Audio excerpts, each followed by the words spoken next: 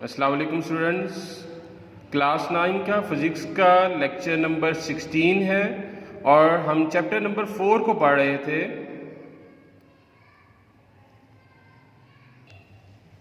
Student, हमारा आज का टॉपिक है सेकंड कंडीशन ऑफ इक्विलिब्रियम। इससे प्रीवियस लेक्चर में हमने फर्स्ट कंडीशन ऑफ इक्विलिब्रियम पढ़ा था। According to first condition of equilibrium, आपको मैंने बताया था कोई भी बॉडी जब फर्स्ट कंडीशन ऑफ इक्विलिब्रियम में होती है तो रिजल्टेंट फोर्स उस पर लगने वाली जीरो होती है। But according to the second condition of equilibrium, a body is said to satisfy second condition of equilibrium when the resultant torque acting on it is zero. जब किसी भी ऑब्जेक्ट पर लगने वाला टॉर्क जो है उसका रिजल्टेंट जीरो हो तो then the body is said to be in second condition of equilibrium. Student, torque अगर आपको याद हो, टॉर्क क्या होता है? टॉर्क बेसिकली जब हम किसी ऑब्जेक्ट पर फोर्स लगाते हैं और वो फोर्स उस ऑब्जेक्ट को टर्न कर दे, यानी कि turning effect of a force is called torque. ये हमने प्रीवियस लेक्चर में पढ़ लिया हुआ था। तो टॉर्क की वजह से ऑब्जेक्ट क्या करता है? रोटेट करता है। एक्सप्लेनेशन इसकी देखते हैं। Consider a body is pulled by the forces F1 and F2। Body दो फोर्सेस से पुल हो रही है, एक F1 है और एक F2 है। स्टूडेंट, यहाँ पर अगर फिगर पे एनालिसिस करें तो हमें पता चलेगा दोनों फोर्सेस जो हैं वो एक दूसरे के इक्वल हैं, लेकिन डायरेक्शन इनकी ऑपोजिट है। इसके अलावा दोनों फोर्सेस एक ही लाइन में एक्ट कर रही हैं। यही वजह है कि इन फोर्सेस का जो रिजल्टेंट है वो जीरो है, तो बॉडी जो है वो इक्विलिब्रियम में होगी। और यहाँ तक अगर हम देखें तो बॉडी जो है वो सेटिस्फाई कर रही है first condition of equilibrium, because resultant of all the forces acting on the body is zero। अब स्टूडेंट, अगर हम यहाँ पर फिगर पे देखें तो हमने क्या किया, पहले जो थी फोर्सेस एक ही लाइन में एक्ट कर रही थी, अब हमने इन फोर्सेस की लोकेशन को शिफ्ट कर दिया। दोनों जो है वो कॉर्नर पे आ गए, extreme corner of the object.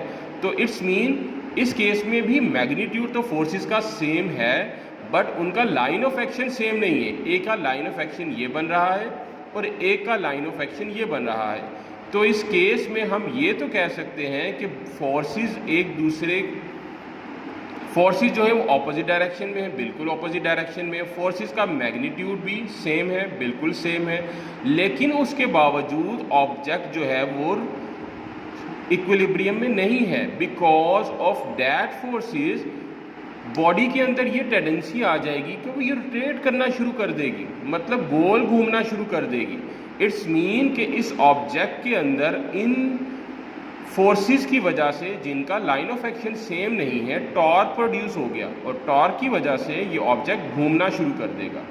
तो इस मीन बॉडी की इक्विलिब्रियम पोजीशन में आने के लिए फर्स्ट कंडीशन के साथ साथ कोई और कंडीशन भी होनी चाहिए, and that condition is the second condition of equilibrium, जिसके अकॉर्डिंगली कोई भी ऑब्जेक्ट उस वक्त इक्विलिब्रियम में होगा जब तक उस पर अमल करने वाला तमाम का तमाम टॉर्क जो है वो जीरो हो, एंड दैट स्टेटमेंट और that equation is called the second condition of equilibrium.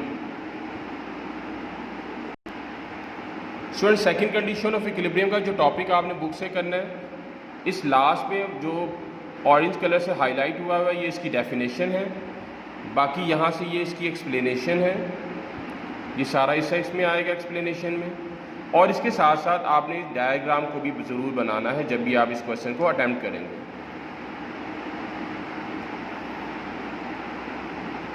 Urdu medium के स्टूडेंट्स के लिए इक्विलिब्रियम की दूसरी शर्त, तो स्टूडेंट यहाँ पर ये वाला पोर्शन इसकी डेफिनेशन है सेकंड कंडीशन ऑफ इक्विलिब्रियम की। उसके बाद आपने इसकी एक्सप्लेनेशन करनी है यहाँ से लेकर नेक्स्ट पेज यहाँ तक, और इसके साथ साथ आप इस डायग्राम को भी फोकस करेंगे जो कि यहाँ पर बनी हुई है। तो स्टूडेंट, हमने क्या कर लिया इस लेक्चर में, इक्विलिब्रियम की दूसरी शर्त को मुकम्मल कर लिया। प्रीवियस में हमने कंडीशन 1 पढ़ी थी। इसके बाद अगले लेक्चर में हमारे पास टॉपिक आएगा इक्विलिब्रियम की स्टेट्स या इक्विलिब्रियम की हालतें, जिससे हमारा ये वाला चैप्टर मुकम्मल हो जाएगा और हम इस चैप्टर के न्यूमेरिकल करेंगे। ठीक है स्टूडेंट, तब तक के लिए अल्लाह हाफिज़।